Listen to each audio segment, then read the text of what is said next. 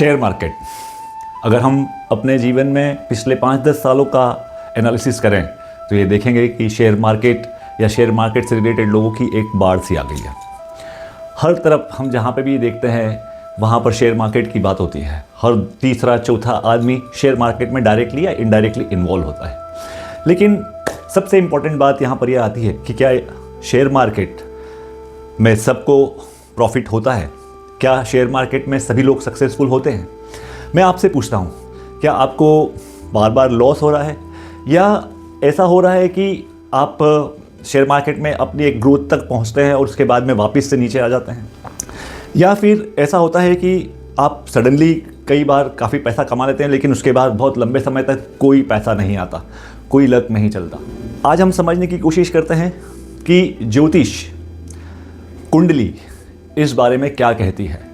मेरा व्यक्तिगत अनुभव और मेरा विश्वास ये है कि कुंडली 100% ये बता सकती है कि आप शेयर मार्केट में सक्सेसफुल होंगे या नहीं होंगे। देखिए, बहुत सिंपल सी बात है। कुंडली साफ साफ बताती है कि आप ट्रेडर बनेंगे या आप इन्वेस्टर बन सकते हैं। कौन सा ग्रह आपके जीवन में प्रॉफिट दे सकता है या आपको लॉस दे सकता है? कौन सा ग्रह ऐसा हो सकता है जो आपकी व्यक्तिगत स्किल्स को मजबूत बनाता है शेयर मार्केट पे? ये सारी बातें आप अपनी कुंडली से ज्योतिष के आधार पर 101% पता लगा सकते हैं। आइए इस पर चर्चा करते हैं। देखिए, शेयर मार्केट जो स्पेक्यूलेशन है, जुआ सट्टा लॉटरी की कैटेगरी में आता है। वो केवल लोग ये समझते हैं कि वो लक पर डिपेंडेंट है, लेकिन मेरा ये मानना है कि शेयर मार्केट में सफलता या असफलता केवल लक पर निर्भर नहीं है। अगर हम एक व्यक्ति के जीवन को, उसकी स्किल्स को, उसके लक को पूरी तरह से समझने की अगर कोशिश करें तो शेयर मार्केट में सफलता के लिए उस व्यक्ति के मन, उस व्यक्ति का डिसीजन मेकिंग का पावर, टाइमिंग, ये सब देखना होता है। और ये सारी बातें कुंडली में साफ साफ आपको दिखाई देती है।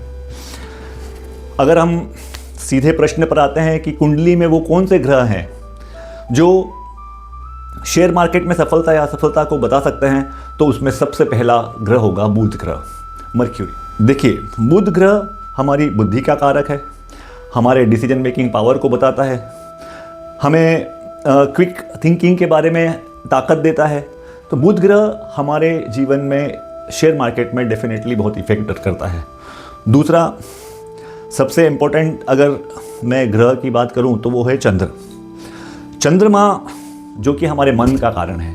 हमारे मन में उठने वाली बहुत सारी जो हमारी भावनाएं हैं, जैसे फियर है या ग्रीड है, या अगर शेयर मार्केट की डायरेक्ट में बात करूं तो पैनिक सेलिंग हुआ या पैनिक परचेस हुआ। सो ये सारी चीज़ें कंट्रोल होती है चंद्र से। तीसरा सबसे इम्पोर्टेंट ग्रह अगर मैं इस श्रेणी में रखूं तो वो है गुरु ग्रह। देखिए, गुरु ग्रह ही वो ग्रह है जो आपको लॉन्ग टर्म वेल्थ और लॉन्ग टर्म इन्वेस्टमेंट का आशीर्वाद देता है। इसके अलावा सही मार्ग का चयन करना, सही बुद्धि देना और आपके अंदर पेशेंस होना, ये भी गुरु ग्रह से ही निश्चित होता है। नाउ इस लिस्ट के अंदर king of all planets in modern time अगर मैं बोलूँ, जो स्पेकुलेशंस का, जुआ सट्टा लॉटरी का, क्रिप्टो करेंसी का, दूसरी करेंसी ट्रेडिंग का, मेटल ट्रेडिंग का, इन सब का जो आज की तारीख में इस कलयुग में राजा है वो है राहु ग्रह। अगर राहु ग्रह वो ग्रह है जो ये डिसाइड करते हैं किसी व्यक्ति के जीवन में कि उसको सडन प्रॉफिट होगा या सडन लॉस होगा। सडन प्रॉफिट और सडन लॉस ही शेयर मार्केट का वास्तविक नेचर है। तो ये 4 इंपॉर्टेंट ग्रह हैं जो आपके जीवन में शेयर मार्केट की जर्नी को पूरी तरह से बताते हैं। अगर हम इसके बाद में अगर बात करें तो वो कौन से हाउसेस हैं, आपकी कुंडली के 12 घरों में से कौन से घर हैं जो ये बताते हैं कि आप शेयर मार्केट में सफल होंगे या असफल होंगे। तो उसमें सबसे पहला, अगर मैं सबसे महत्वपूर्ण अगर घर को देखूं तो उसमें वो सेकंड हाउस है। सेकंड हाउस क्यों है? क्योंकि वो सेकंड हाउस धन और सेविंग का घर है। अगर आपका सेकंड हाउस अच्छा है तो आपके पास धन होगा और आपकी सेविंग्स होगी। अगर मैं सेकंड घर की बात करूं तो फिफ्थ हाउस जो कि रिस्क का है और स्पेकुलेशंस का है, तो ये हाउस काफ़ी मजबूत होना चाहिए। नेक्स्ट हाउस की अगर मैं बात करूं तो आपका 8वां घर, जो कि सडन गेन और लॉसेस का घर है, वो आपके फेवर में होना चाहिए। इसके अलावा अगर मैं 11th हाउस की बात करूं, जो आपकी इनकम का हाउस है, तो वही बताएगा कि आपको इनकम और प्रॉफिट कैसा होगा। So these are like 4 houses जो आपके शेयर मार्केट की जर्नी को पूरी तरह से प्रभावित करते हैं। तो वो कौन सा पावरफुल कॉम्बिनेशन है जो आपके शेयर मार्केट के सक्सेस को पूरी तरह से डिफाइन करता है? तो अगर उसको हम समझने की कोशिश करें तो आपका 8th हाउस बहुत स्ट्रांग होना चाहिए, जो कि रुकावटें बाधाओं का भी घर है, लेकिन अचानक होने वाली घटनाओं का भी कारण वही हाउस है। इसके अलावा मैं आपसे कहूँगा कि आपका बुध बहुत स्ट्रांग होना चाहिए। इसके अलावा राहु कंट्रोल्ड होना चाहिए।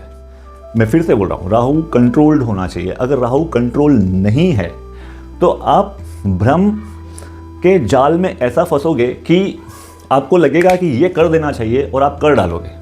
और अगर आपने वैसा किया तो आज आप देख सकते हो कि अगर 100 लोगों का एनालिसिस करें शेयर मार्केट में, तो उसमें से 2 या 3 लोग ही सफल होते हैं, बाकी 96, 97, 98 पीपल केवल खेलते रह जाते हैं।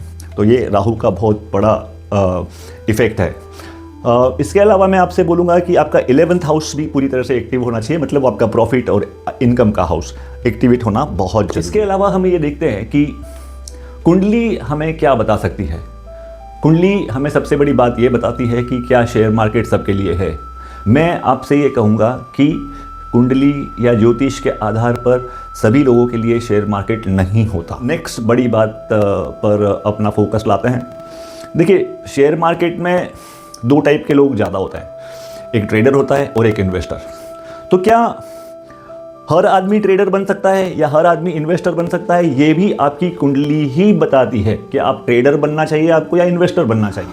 अगर कोई व्यक्ति ट्रेडर बनना चाहता है तो उसका बुध बहुत स्ट्रांग होना चाहिए, उसका राहु बहुत मजबूत होना चाहिए और उसमें फास्ट डिसीजन मेकिंग की कैपेबिलिटीज़ होना चाहिए।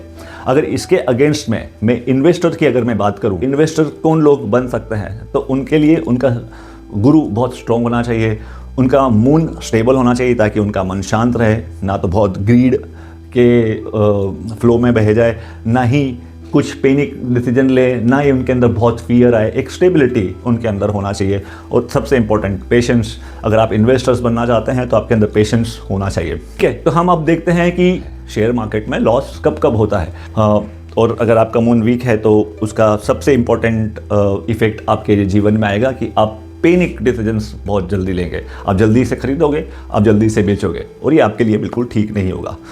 राहु अनकंट्रोल्ड होगा।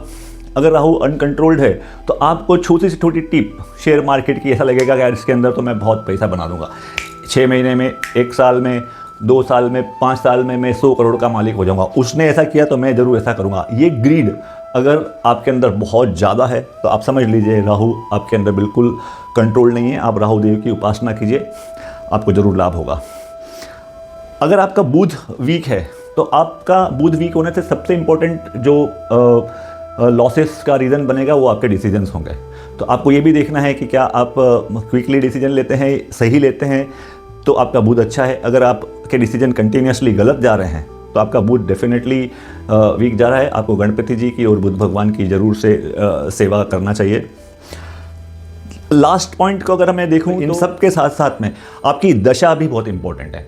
अगर आप बहुत सीरियसली शेयर ट्रेडिंग के करियर में आना चाहते हैं तो आपको डेफिनेटली ये देखना चाहिए कि आपकी दशा कौन सी चल रही है और वो आपके फेवर में है या नहीं है। आपके अंदर स्किल है, आपके अंदर पेशेंस है, आपके डिसीजन मेकिंग बहुत अच्छे हैं, आप बिल्कुल परफेक्ट वो पर्सन हैं जो शेयर मार्केट के अंदर काफ़ी पैसा कमा सकता है। लेकिन अगर आपकी दशा सपोर्ट नहीं कर रही तो ये सब साइड में रह जाएगा और आप कितनी भी कोशिश करें रिजल्ट नहीं आएगा। तो मेरी ये आपसे विनंती है कि आप अपनी कुंडली में अपनी दशा को ज़रूर से चेक करें। बुध भगवान, गुरु भगवान, राहु भगवान की नित्य पूजा कीजिए। आपका कैसा भी समय हो, अगर इनकी आपने नित्य आराधना की, पूजा की, तो आपको शेयर मार्केट में ज़रूर सफलता मिलेगी।